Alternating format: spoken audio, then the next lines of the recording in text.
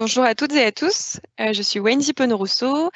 Caroline, Amélie et moi sommes ravis de vous accueillir aujourd'hui pour ce webinaire consacré donc à la relation entre confiance, IA et potentiel biais sexiste. Aujourd'hui, pour ce webinaire, nous sommes en compagnie donc d'Amélie Bosca, Data Scientist à Aix-en-Provence pour Soprasteria, et Caroline Gardet, Data Scientist et aussi manager de sa tribu Data pour Soprasteria. Tout au long de cette présentation, vous pouvez poser vos questions à Amélie et à Caroline et elles y répondront à la fin de leur présentation.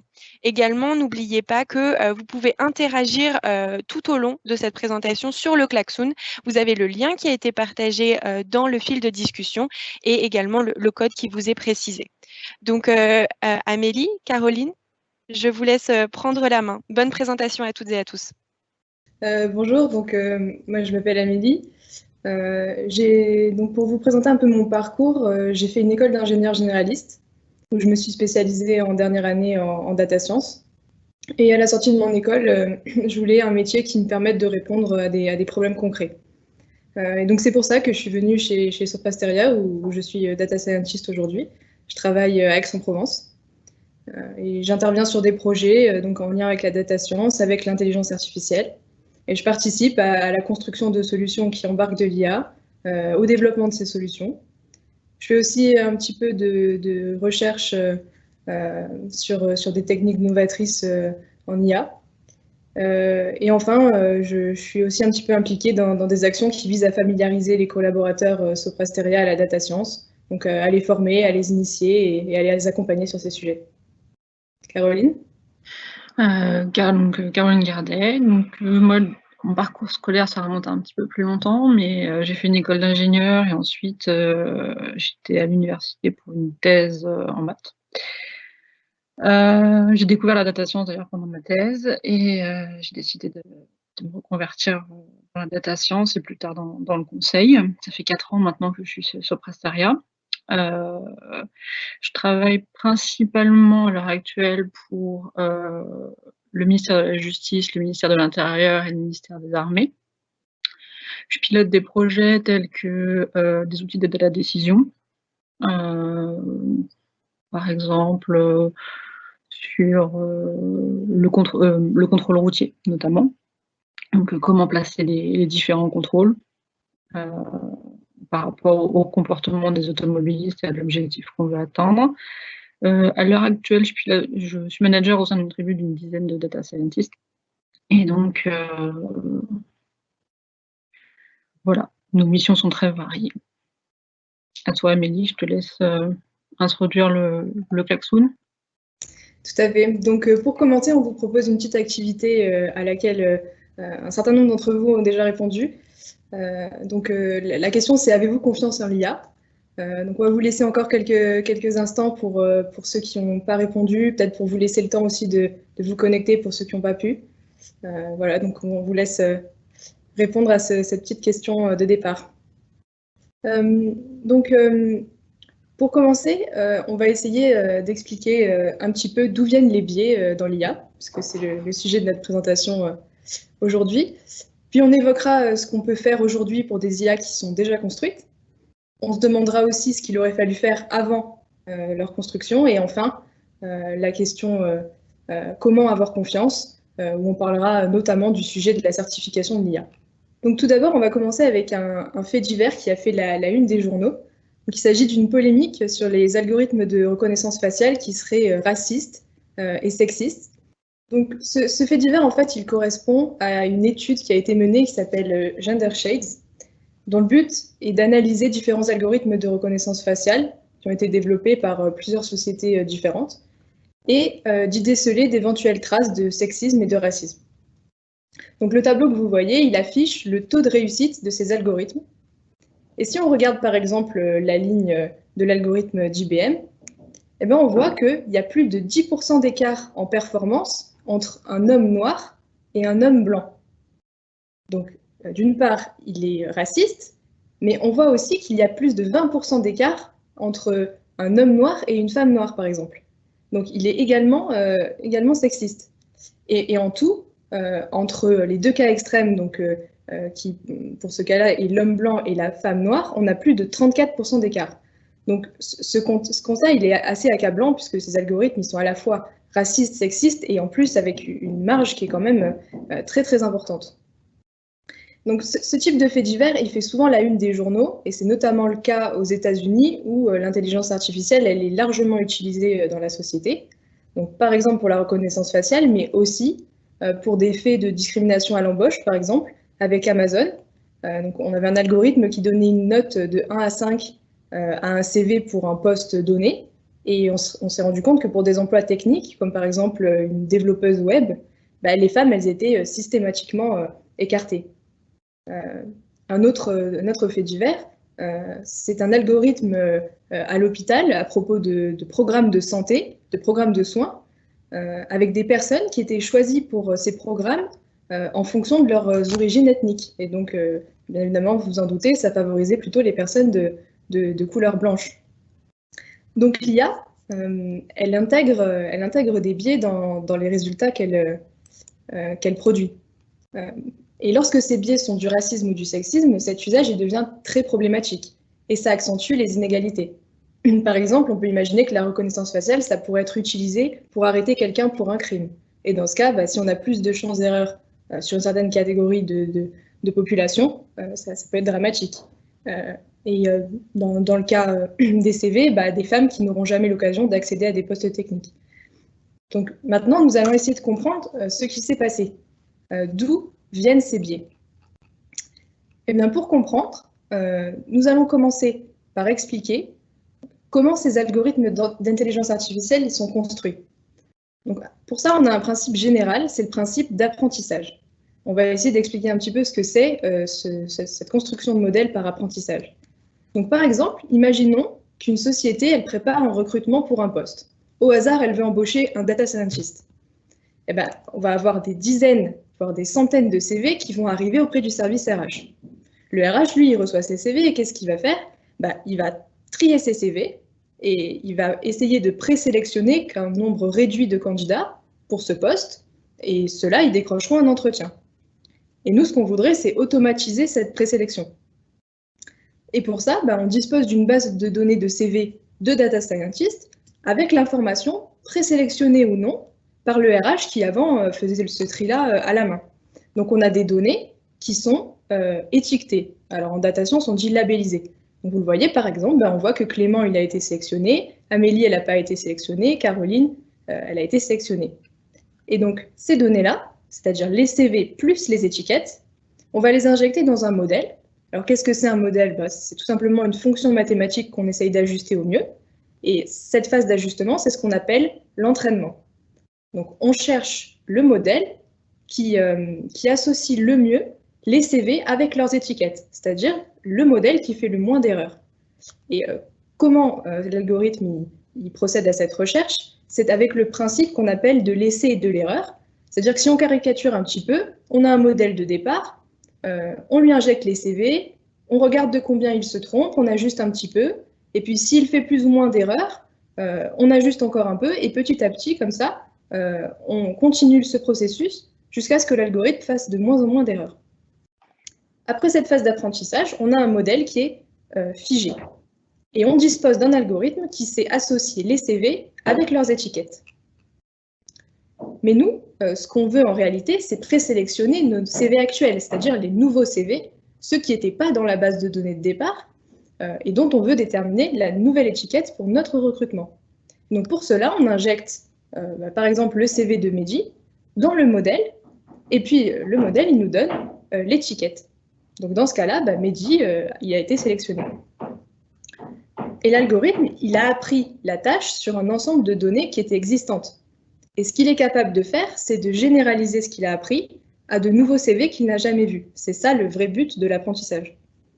Donc, vous voyez bien avec cet exemple que la base de départ de l'algorithme, ce sont les données qu'on lui injecte en apprentissage. Et il va généraliser ce qu'il y trouve. Et si c'est des biais, il va les généraliser aussi. Donc, imaginons maintenant que la base de données, elle corresponde au cas que vous voyez à l'écran. Donc, par exemple, le cas 1, on a beaucoup plus de CV d'hommes que de femmes. Et ben dans ce cas, l'algorithme il va être beaucoup plus performant sur les hommes parce que c'est un cas qu'il connaît beaucoup mieux. Il va apprendre une règle simplifiée pour les femmes en disant si vous êtes une femme, vous n'êtes pas sélectionné parce que c'est un cas marginal. Et c'est typiquement ce qui s'est passé avec la reconnaissance faciale. Comme les femmes noires, par exemple, elles sont sous-représentées dans la base de départ, forcément l'algorithme il est moins performant sur ce type de profil à la fin. Maintenant, si on prend le cas numéro 2, qui est un petit peu plus subtil, on a autant de CV d'hommes que de femmes dans notre base d'apprentissage, mais sur ces CV, la majorité des CV qui ont été sélectionnés, ce sont ceux d'hommes. Et bien dans ce cas, l'algorithme il va apprendre que les hommes sont à privilégier, que les hommes sont le profil idéal. Et donc ça, c'est une explication possible pour les programmes de soins dont on a vu tout à l'heure aussi. C'est-à-dire que, par exemple, on peut considérer que les minorités, typiquement aux États-Unis, elles sont globalement plus pauvres, donc elles mettent plus de temps avant de décider à se soigner, donc elles ont globalement des maladies plus graves quand elles s'inscrivent dans le programme de soins, et donc le programme de soins, il échoue plus souvent. Et donc l'algorithme, il va apprendre que cette catégorie, elle n'est pas à privilégier puisque le programme, il échoue plus souvent. Donc c'est une explication, c'est peut-être ce qui s'est passé dans ce cas-là.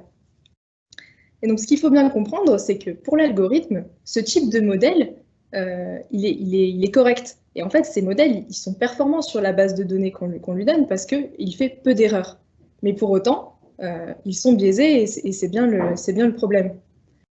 Donc les données qu'on lui injecte en apprentissage, ça joue un rôle crucial, car l'algorithme il va reproduire ce comportement observé et il va même l'exacerber, bien souvent malheureusement. Et donc on le voit avec le modèle simplifié et avec les femmes qui sont pas retenues. Donc le premier élément de réponse, et pas des moindres à la question d'où viennent les biais, ils viennent des données. Mais en réalité, les données, elles sont issues de notre quotidien, elles sont issues de nos process. Par exemple, avec les CV, par le passé, il y a eu plus d'hommes embauchés que de femmes à ce poste. C'est un fait. Et donc, ces données, elles représentent notre société. Donc finalement, les biais, ce sont directement les nôtres. Les données, ce ne sont qu'un intermédiaire pour le modèle d'IA des biais de notre société. Donc, aussi, on a d'autres facteurs, bien sûr, qui conduisent à ces biais. On l'a vu, la société, elle comporte des biais, effectivement. Mais l'humain aussi, il est biaisé. Chacun d'entre nous, et c'est naturel, c'est normal. Et sans surprise, le data scientist, il n'échappe pas à cette règle. Comme chaque humain, il a une histoire, il a une éducation, et ses propres biais se retranscrivent forcément dans son travail. Et même si on en a conscience, ils sont inévitables. Même si le fait d'en avoir conscience, ça aide à les réduire. Moi, si demain je fais passer un entretien avec quelqu'un et que je vois sur son CV qu'il a fait la même école que moi, forcément, je vais être influencée. C'est naturel. Mais pourtant, si autour de moi, j'ai des collègues qui ont un parcours différent, je vais être plus ouverte à considérer d'autres profils. Parce que je fais confiance typiquement à ces personnes avec qui je travaille et je vois que leur travail est adapté. Donc, finalement, si on décide ensemble de recruter une personne pour le poste, la décision elle va être plus impartiale parce qu'on va venir d'horizons différents. C'est pareil pour les décisions qui sont prises pour construire un modèle d'IA. Parce que la seule différence, c'est que les biais, ils peuvent être un petit peu moins évidents à voir que sur l'exemple que je viens de vous donner, et donc c'est encore plus difficile de se remettre en question. D'où l'intérêt d'avoir des équipes qui sont très diversifiées, avec des personnes qui viennent de milieux sociaux différents, qui ont fait des études différentes, des hommes, des femmes, le tout pour avoir une vision plus large et réduire ces biais. Bien sûr, ce que je viens de vous dire, ça ne s'applique pas qu'à la data science. Mais quand on manipule des outils, comme je viens de vous l'expliquer, qui exacerbent nos biais, c'est encore plus important d'en avoir conscience. Et donc, je viens de dire, quand on manipule des outils, oui, justement, l'IA, c'est un outil. D'où ne viennent certainement pas les biais de l'IA en elle-même, en fait, parce que l'IA, elle est, en aucun cas, elle est intrinsèquement raciste ou sexiste. C'est juste un outil. Encore une fois, c'est juste une fonction mathématique. Et donc, la seule chose qu'elle fait, c'est suivre le sens des données qu'on lui montre. Et enfin, les utilisateurs, ils peuvent aussi introduire des biais, c'est-à-dire potentiellement tout le monde en fait. Et quand je vous dis ça, je pense à un exemple particulier qui est un peu un cas extrême. Donc c'est celui de ce qu'on appelle les IA auto-apprenantes. Donc par exemple, on avait un chatbot Tai, qui était un chatbot Microsoft, qui a été mis en service pour avoir des conversations avec des internautes et s'améliorer au fur et à mesure des interactions et des réponses, typiquement pour s'adapter au langage de la personne avec qui il converse. Et au final, eh ben, ce qui s'est passé, c'est qu'il a été mis en service, et puis en moins de 24 heures, les utilisateurs, ils lui ont appris des propos violents, et à la fin, le robot, il postait des tweets avec des injures et des propos nazis. Donc ça, c'est un cas où l'apprentissage, il est incessant. Et c'est tout le problème. On a vu que ce sont les données d'entrée qui posent problème, et là, dans ce cas-là, les données d'entrée, elles sont en continu. Donc, on n'a pas de modèle qui est figé, contrairement à ce que je vous expliquais tout à l'heure. Et donc, avec ces IA auto-apprenantes, on n'a pas de barrière pour prévenir des mauvaises données en entrée. Et ça peut être typiquement très dangereux. Donc ça, c'est un exemple extrême. Mais plus généralement, ce que je veux dire, c'est que l'utilisation de l'IA, la bonne utilisation de l'IA, c'est de la responsabilité de chacun. Encore une fois, l'IA, c'est un outil. On peut l'utiliser à des fins racistes, sexistes, comme tous les autres outils. Et c'est à nous, utilisateurs, d'être vigilants et de nous poser les bonnes questions. Donc, maintenant que nous avons vu d'où pouvaient provenir les biais, on va s'intéresser aux manières de pallier à ces biais lorsqu'ils apparaissent. Et pour ça, je vais laisser Caroline prendre la suite. Très bien. Donc, comme Amélie vient de le dire, il y a toute une série de bonnes pratiques qui ont été mises en place et acceptées dans la communauté pour essayer de pallier à ce problème de biais. Et les premières bonnes pratiques, c'est la maîtrise du jeu de données, des connaissances qu'on peut avoir sur chacune des données qu'on manipule. Et la meilleure façon de connaître son jeu de données, c'est d'aller parler avec les experts du domaine métier concerné. Parce qu'on est data scientist, donc on est spécialiste des données, rarement du métier sur lesquels on les applique. Donc ils vont pouvoir nous apporter un nouveau point de vue sur comment ont été récoltées les données, comment elles sont utilisées, et quelles sont celles qui sont les plus pertinentes pour le problème qu'on veut résoudre. De façon assez naturelle, on cherche à automatiser un maximum la recherche de biais dans les algorithmes pour que ça ne dépende pas que du data scientist, c'est-à-dire qu'il y ait une méthodologie dans la façon de concevoir qui essaie de chercher les populations sous-représentées. Alors après, en les cherchant toutes, on va pouvoir ensuite analyser et savoir si cette population est sous-représentée parce que notre jeu de données est mauvais ou mauvais, incomplet, et donc il va falloir augmenter ces données et pallier au problème, ou est-ce que la population est sous-représentée parce que finalement, par exemple, on recherche des anomalies dans un réseau électrique et que, heureusement, les anomalies sont moins nombreuses que les situations normales. Donc, toute cette automatisation, elle est bien, mais vous avez compris, il faut analyser derrière. Et pour analyser, il faut éviter l'effet black box. On ne prend pas un algorithme sur étagère qu'on applique comme ça sur des données. C'est pratique parce que, je veux dire, Google et autres GAFAM produisent des algorithmes hyper puissants et les mettent à disposition sous forme qui sont très faciles à utiliser. Maintenant, il faut savoir comment ils fonctionnent et surtout sur quelles données ils s'appuient. Par exemple, si vous entraînez je reprends l'exemple précédent du tri de CV. Si vous entraînez vous prenez tous vos CV de façon brute, vous les passez dans un modèle de traitement automatique du langage et vous vous apercevez qui est super pratique, qui est super performant, mais qui s'appuie par exemple sur une donnée qui ne vous intéresse pas du tout. C'est enfin, pas du tout. Pas pour, au moins pas pour le premier tri de CV, c'est les loisirs de la personne. Bah, si vous n'avez pas été chercher et analyser votre algorithme, vous auriez jamais trouvé que qu'il s'appuyait sur les loisirs et que finalement il est hyper performant, mais ça vous donne pas il ne s'appuie pas sur des choses pertinentes. Donc dès que vous allez lui donner des nouveaux CV, peut-être que la personne convient très bien au poste, mais pas de chance, ça fait pas le bon loisir et donc elle passera pas l'entretien, le stade de l'entretien, et ça serait quand même dommage. Donc bien comprendre son algorithme, sur quoi ça s'appuie, comment il fonctionne, nécessaire. Une autre bonne pratique, c'est mettre en place des systèmes de surveillance des données en entrée et des résultats en sortie. Pourquoi je vous dis ça? On pense toujours à l'utilisateur idéal, c'est-à-dire celui qui sait exactement ce qu'il doit rentrer comment il doit se comporter avec une solution d'IA, une application, peu importe.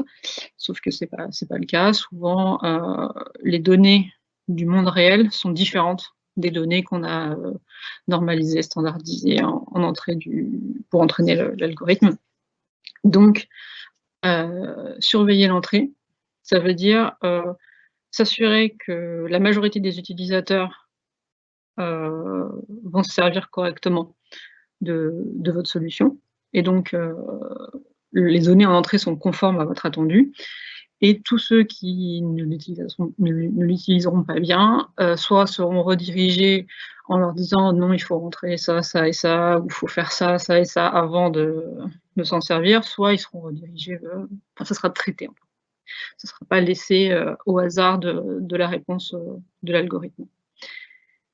Et enfin, prendre le temps de tester à grande échelle, parce que on peut penser à toutes les erreurs possibles du monde, mais on ne les aura jamais.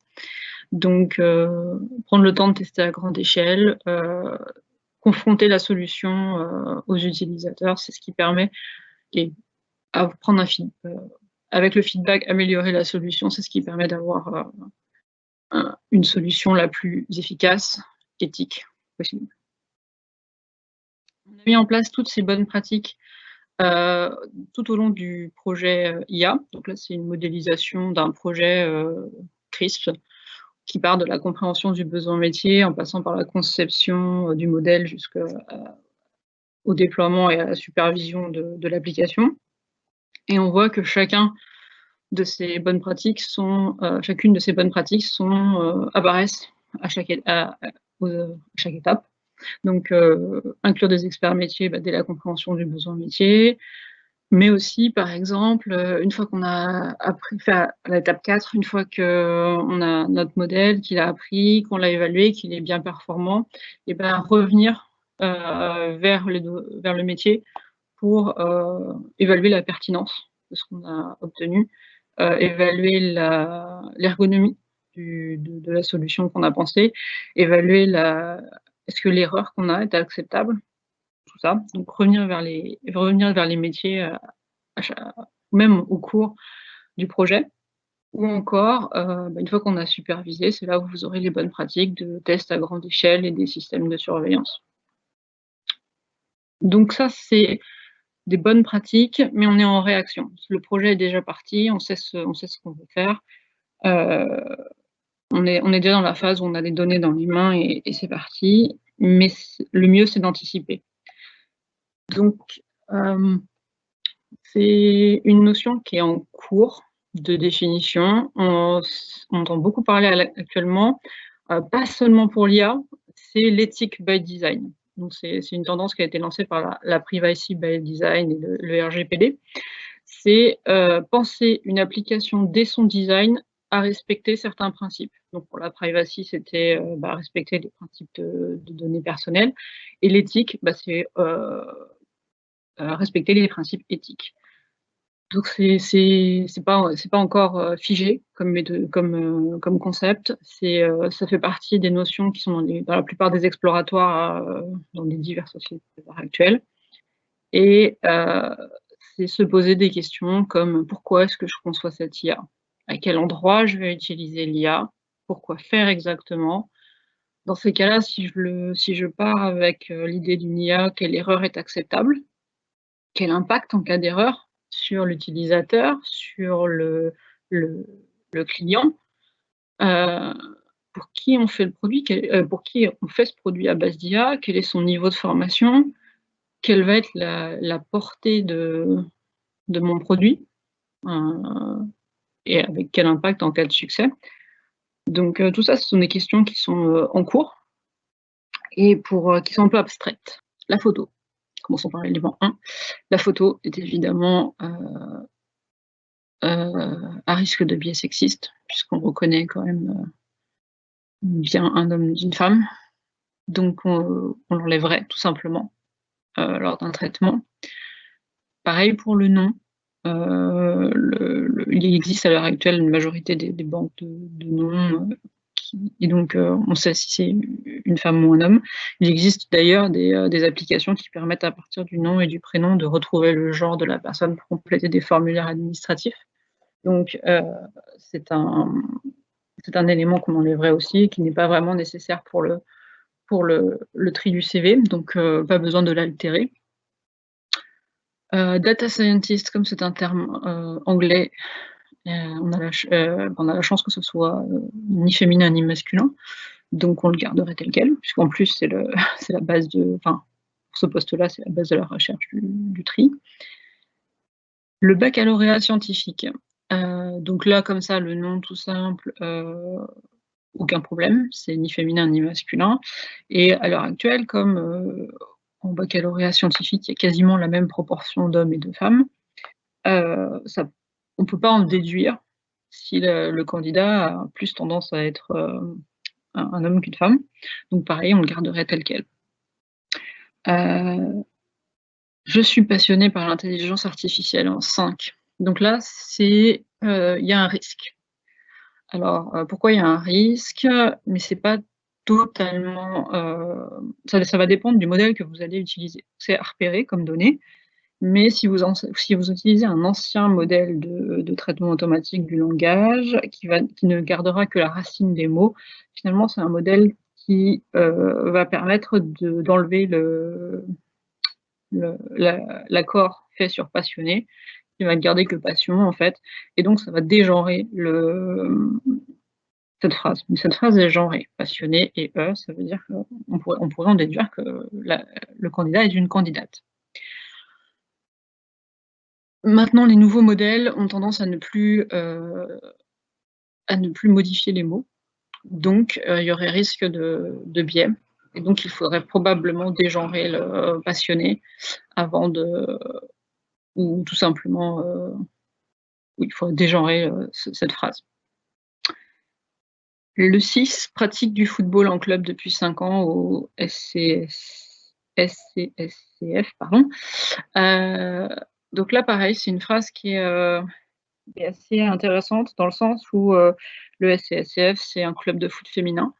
Donc on sait qu'il y a énormément de chances que si quelqu'un pratique du foot au SCSCF, c'est une femme. Mais en même temps, le foot est majoritairement pratiqué par les hommes. Donc ce serait probablement aussi alors là, dans notre cas du tri de CV, pour la première phase, ça nous intéresse pas vraiment les loisirs, donc on aura plus tendance à enlever les loisirs qu'à les garder. Mais il faut savoir que si vous mettez que la pratique du foot dans un club de foot féminin peut permettre de retrouver si vous êtes un homme ou une femme. Et enfin, participation à l'édition 2019 du Trophée Rose des Sables. En 7, pareil, le Trophée Rose des Sables étant une course réservée aux femmes, forte probabilité que si vous y participez, vous y soyez une femme. Donc voilà, comme je l'ai dit, dans une phase de première tri de CV, on va se demander si vraiment les loisirs sont intéressants ou pas pour cette première phase. Et donc on va probablement les enlever pour éviter tout biais de genre. Et enfin, je vais terminer par la certification et l'homologation. Donc, avoir confiance dans un produit, c'est facile si on a une certification. Aujourd'hui, vous achetez des jouets avec la norme CE, vous achetez de la nourriture qui a une certification ou un label AOC, AOP, IGP, et vous êtes sûr que ces produits qui sont certifiés sont sûrs. Que pour obtenir ces labels, il faut avoir il y a eu des tests, une organisation indépendante a vérifié que les produits étaient bien d'origine contrôlée, etc., etc. Donc, vous faites confiance à ces produits quand vous les achetez. À l'heure actuelle, il n'existe pas de certification ou d'homologation pour l'IA. Ce sont des projets de R&D qui sont en cours et qui ne verront probablement pas le jour avant au moins 5 ou 6 ans. Notamment sur les problèmes d'explicabilité des très gros modèles qui sont des énormes verrous scientifiques pour faire une homologation. Donc, à l'heure actuelle, avoir confiance dans un produit d'IA, ça vient généralement de deux façons de penser.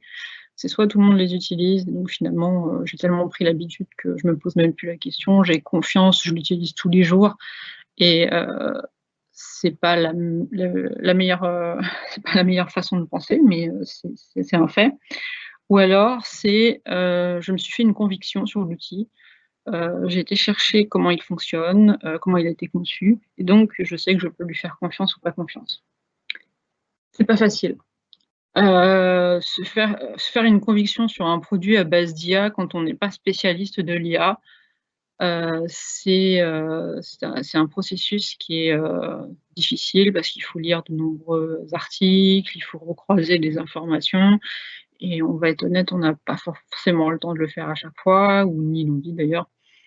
Donc ça repose sur les concepteurs de la solution d'IA qui doivent faire prendre conscience à leurs futurs utilisateurs ou à leurs utilisateurs à l'heure actuelle que une solution d'IA, ça a ses limites. C'est très pratique. Ça permet de faire des choses qui n'étaient pas possibles de faire jusqu'à maintenant, mais il y a des limites. Il faut être formé à son utilisation.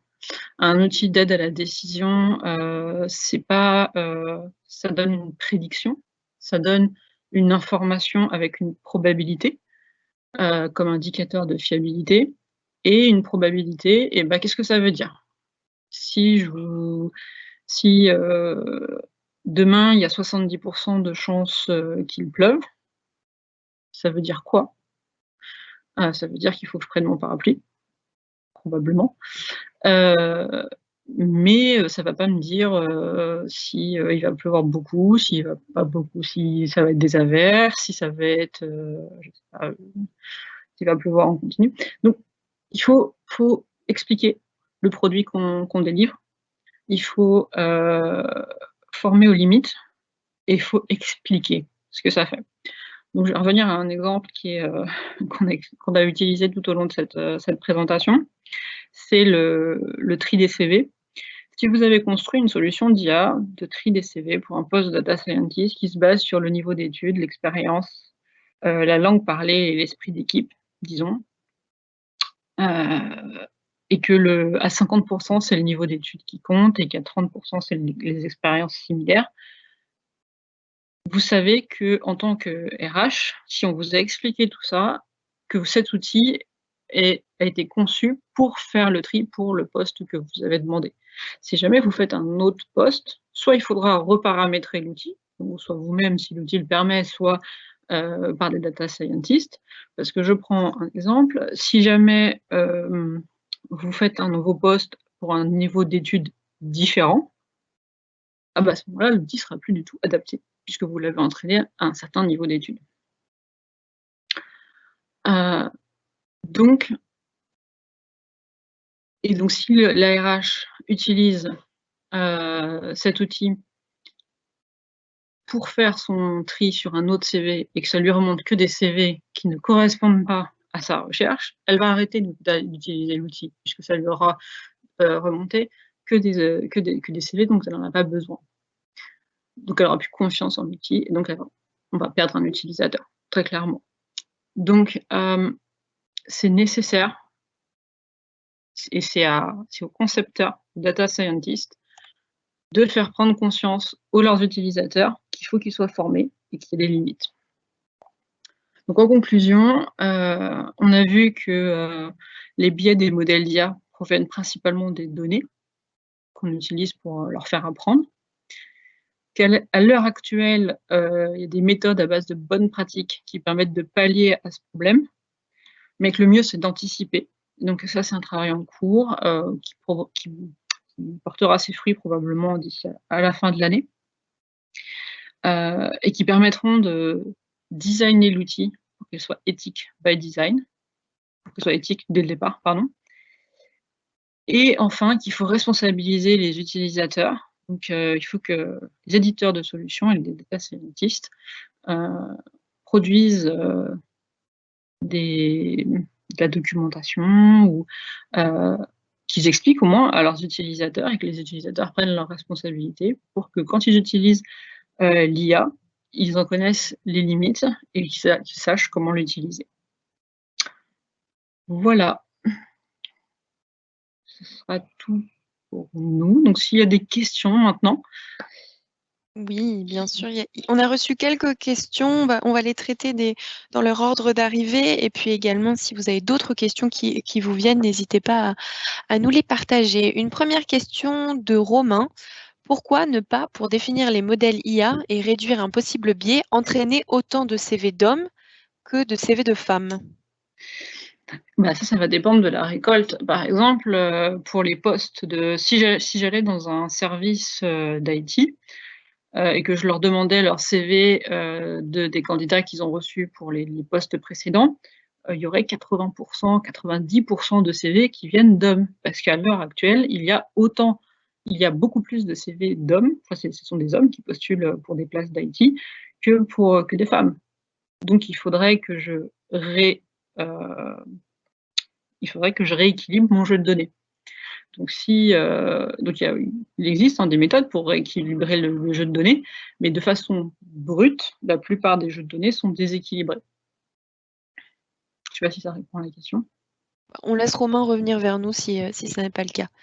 Une question de Damien. Peut-on dire à la machine que certaines caractéristiques ne sont pas en lien avec la sélection? Oui. Amélie, t'hésites pas, hein, je réponds aux questions, mais quand on entraîne un algorithme, par exemple sur un CV, et quand on ne veut pas mettre certaines données, on les élimine tout simplement du jeu d'apprentissage. C'est-à-dire qu'on va enlever les données qu'on ne veut pas qu'ils prennent en compte, tout simplement. Ouais. Ou alors, si on veut quand même s'appuyer dessus, mais enlever le genre, on va les standardiser ou les anonymiser. Ouais, juste pour rebondir, je voudrais être sûre que la question de Damien n'allait pas plutôt dans le sens de savoir si on pouvait indiquer à la machine qu'elle devait omettre certaines parties des données qu'on lui montre. Ça serait plutôt dangereux de faire ça. Et ce qu'a expliqué la Caroline, c'est que justement, ce qu'on fait plutôt, c'est d'éviter de lui montrer ce qu'on ne veut pas qu'il voit. Ah, tu veux dire enlever certains utilisateurs, c'est ça? Par exemple, dans un cadre de CV déséquilibré, on enlèverait la moitié des CV d'hommes. Oui, c'est ça. On va pas dire à la machine, il y a par exemple tant de pourcents que tu ne dois pas prendre en compte. Ouais, non. On va plutôt, en amont, traiter le problème au niveau du jeu de données directement. C'est pas la machine à qui on va expliquer qu'elle doit traiter dans un certain sens. Ouais. Merci à toutes les deux. Une question de Stéphanie. Devons-nous conclure que nous devrions avoir un CV en anglais sans photo et avec la première lettre de notre prénom seulement? Alors, bonne question. CV en anglais, ça dépend où vous postulez, mais je ne vous le conseille pas parce que le niveau d'anglais à l'heure actuelle dans certaines, c'est pas extraordinaire, donc non. La photo, alors là on parle des CV pour le tri de la machine. C'est-à-dire que ça doit être impartial, puisque justement on va attendre de la machine qu'elle soit impartiale. Ensuite, il faut que vous gardiez à l'esprit que vos CV vont être vus par des RH et par par des opérationnels, donc par des humains, et que donc plus votre CV sera quand même reflètera votre personnalité, plus il y a de chances que l'humain, l'humain qui lit votre CV le sélectionne. Donc non, moi je vous conseillerais de faire un CV comme est attendu selon les guidelines de l'endroit où vous postulez. Merci Caroline. Une question de Damien. De la même façon qu'il y a un permis lorsqu'on conduit un véhicule, pourrait-on envisager une sorte de permis attestation pour l'utilisation d'une IA? Oula, donc là c'est ça on pourrait le faire si on avait ce qu'on appelle l'homologation.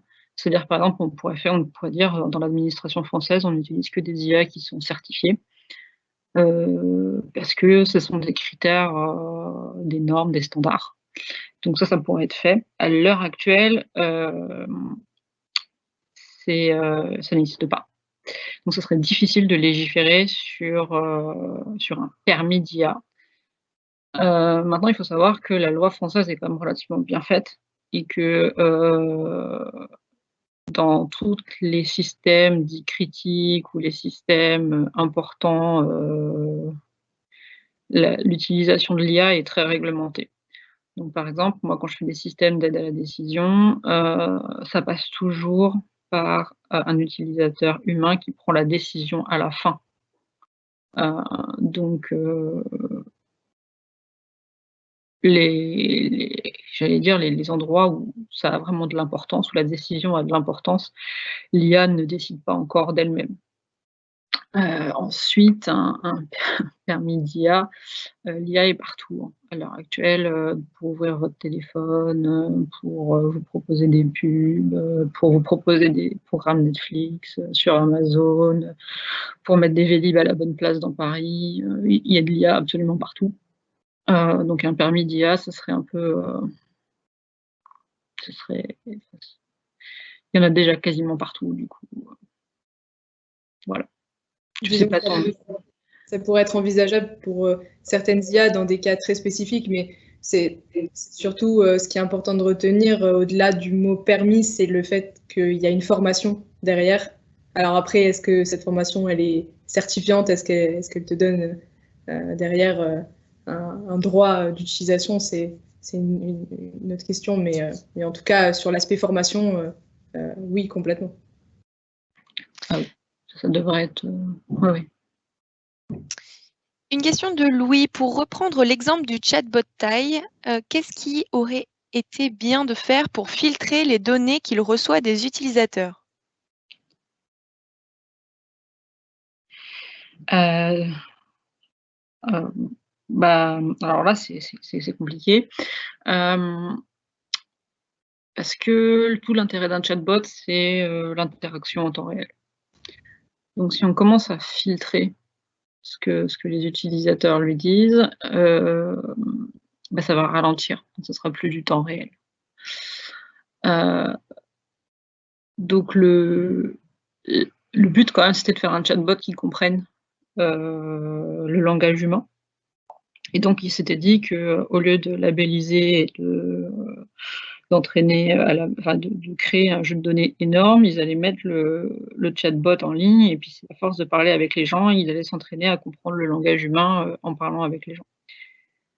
Internet étant ce que c'était, les gens l'ont rendu nazi, misogyne et tout ce que vous voulez.